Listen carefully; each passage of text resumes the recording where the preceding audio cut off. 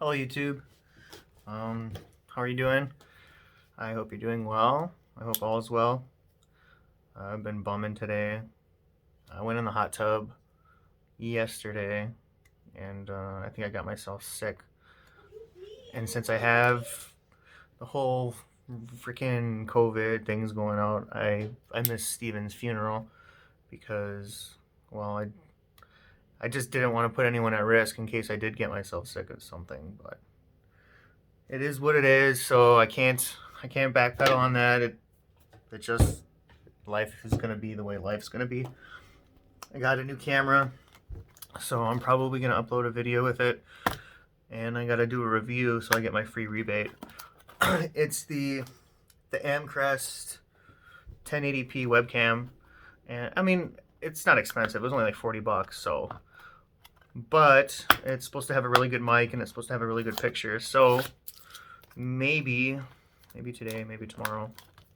I'm gonna upload my top 10. I did a top 10 in the hot tub yesterday, so I'm gonna upload that one. So I don't have one for you on this video, but I certainly have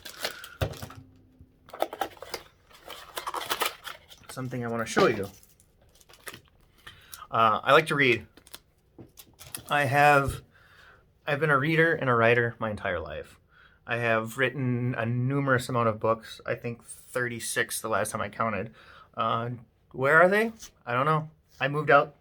One of the last places I lived, before I met Coral, was at my friend's house. So he says that everything was safe and in storage, and then basically stole everything from me.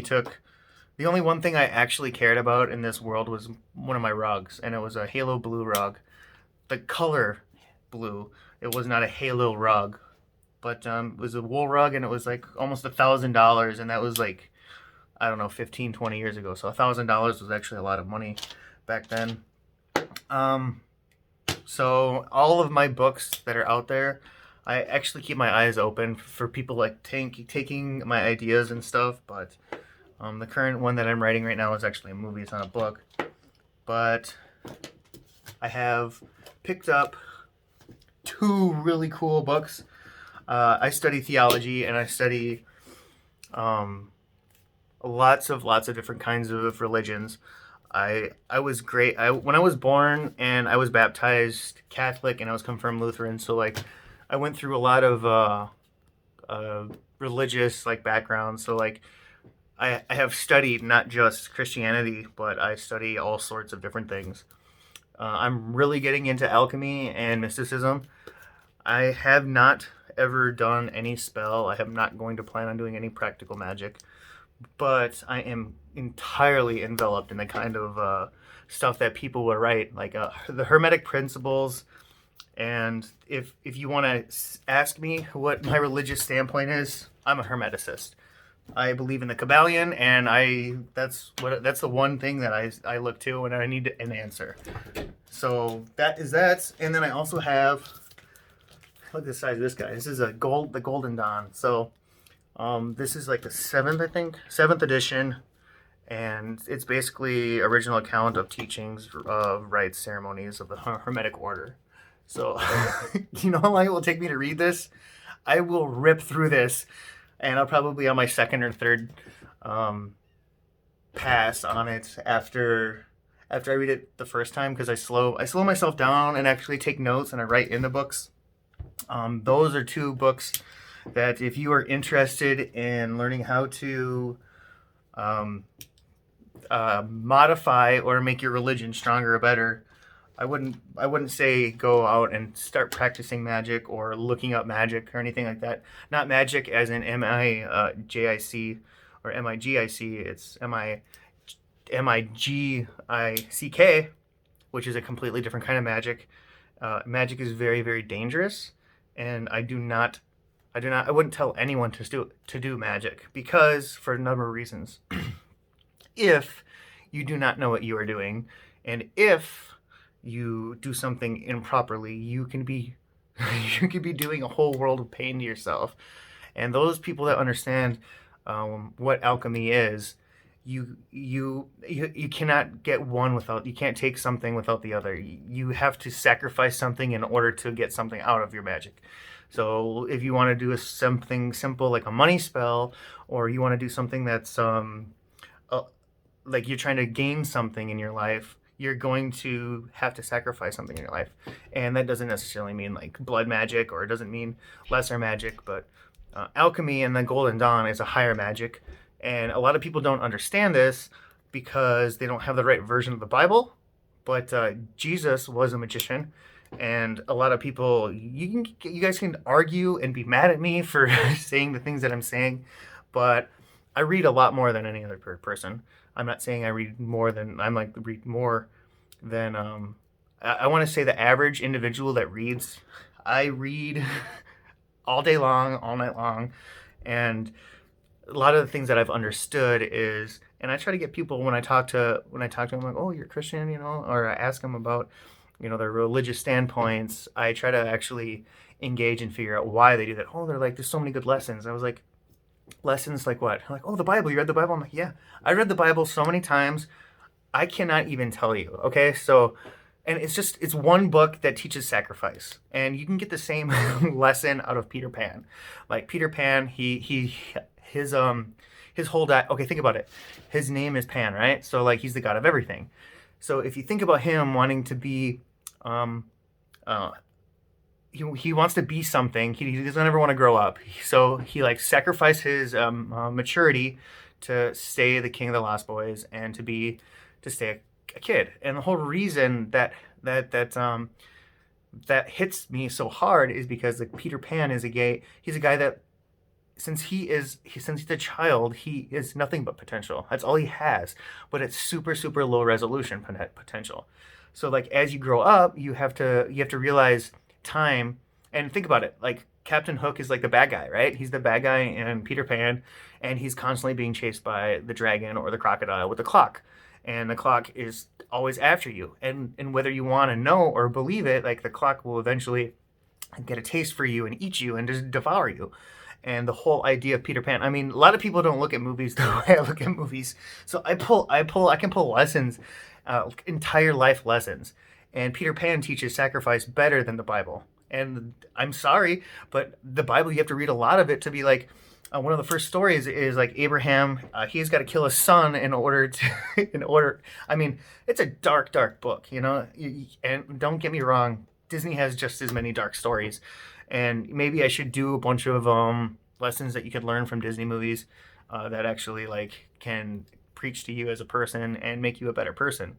But being Peter Pan, you have to understand that the one person that was supposed to be in your life was Wendy, and she admits her, maturity and maturation, and she knows that she wants to have, she wants to have a life, she wants to have kids, she wants to grow up and be an adult. And you just can't be that. If you want to be Peter Pan the rest of your life, that's completely okay. It does not make you a good or bad person, and it doesn't make you a winner or a loser on either end. But you do have to understand that Peter Pan, you're going to have to choose your sacrifice.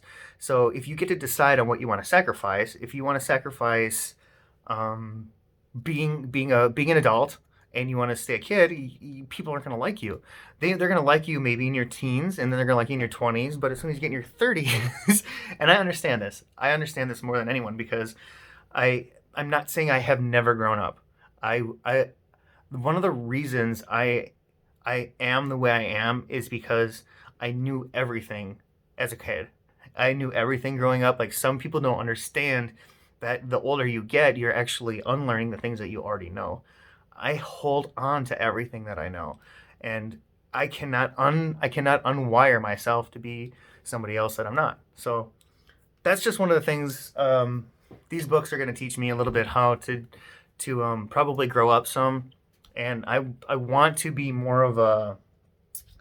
I want life as not like as a magician. I want life to be more obtainable, and some of the things okay. I've read so many books that it seems that I end up getting pointed in this direction all the time. So I take that as a sign. Be like, I have avoided these books because I don't like to get my hands messy. I don't like to I don't want to screw up my head. All right, I love my brain. I would not change my brain for anyone else's brain in the world because mine is better than everybody's. And I'm not saying that as an ego. I'm saying that as a non-egotistical person. I know what people know and I learn what people learn, but sometimes people just let life happen for them. And I like to always pick and choose my point in life. I like to aim. I aim high and I aim far, and that's what has made me to be the person that I am today. And these two books, I mean, I can't wait. I'm actually can't wait to open them because they're I've I've been hinted in so many ways that I need to read these books. The things that I research and stuff is always points me to these books. And and I think it's about time that I just read them and get it over with. I might learn something. I just don't want to change who I am. So like if it's one of the things that's gonna, if I start getting a feeling or an intuition that these are evil or bad books, I won't pick them up and I'll put them back down and I'll sell them. I'll get rid of them. But it seems that everywhere I go, I'm pointed in these two books, these two ones specifically. I'm almost 40 years old and I've known about these for a long time, and I try to get people's opinions on them, and they're like nobody's ever read them, and people that read them are like, I don't know. Some people are supposed to be like mentors in your life and they're supposed to give you direction. I never had any mentors in my life. I never had any direction. Both my parents that I lived with they're kind of the dumbest people I've ever met, and it's one of the things where I ran away from home when I was 16 years old because I didn't deal with their ideologies and stuff. So, and it doesn't mean that they're bad people. They're just not for me. And these two books are gonna give me a lot more direction than I ever had growing up. So I'm going to probably start reading them. I don't know, maybe tonight, maybe tomorrow, because once I open them up, then I won't be able to stop. I got my handy highlighter here too, so I can highlight the things that I want to know. So I'm going to actually change probably some of the parts of the books that I don't agree with, and highlight things that are important to me and that I need to reread. So with that being said, I'm going to put together my camera and then maybe do video, and please give me some feedback on the camera. I'm like, if you guys like my videos as they come out on my phone, because I'm already like pushing 1080, 720.